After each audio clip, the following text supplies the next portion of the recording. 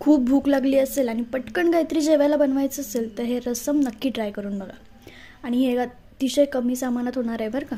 यासाठी फक्त आपल्याला लागणारे टोमॅटो, मिरची, कोथिंबीर आणि काळी मिरी हे अगदी बारीक चिरून घ्यायचं। एका कढईत मस्तपैकी तेल गरम करूया।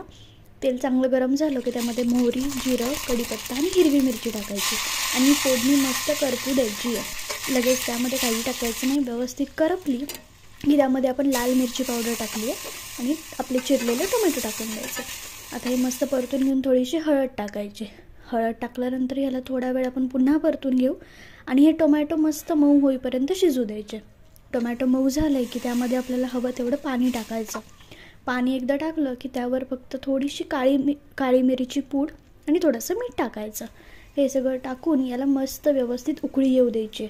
हे रस्सम इतक्या पटकन होतं, अगदी 10 मिनिटात बनून तयार होतं आणि खायलाही अगदी मस्त लागतं। तुम्हाला जर लसूण आवडत असेल तर लसूण घातला तरीही चालेल।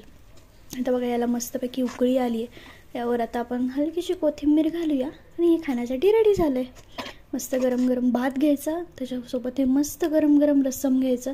ज्या लोकांना तूप आवडत असेल त्यांनी तूप घातलं तरीही चालेल। मला आवडत नाही सो मी घातलेलं नाही आहे, पण तुम्ही तुपासोबत नक्की खाऊ शकता आणि मस्त खाऊन घ्या। आणि आवडलं असेल तर चॅनलला सबस्क्राईब करा। थँक्यू।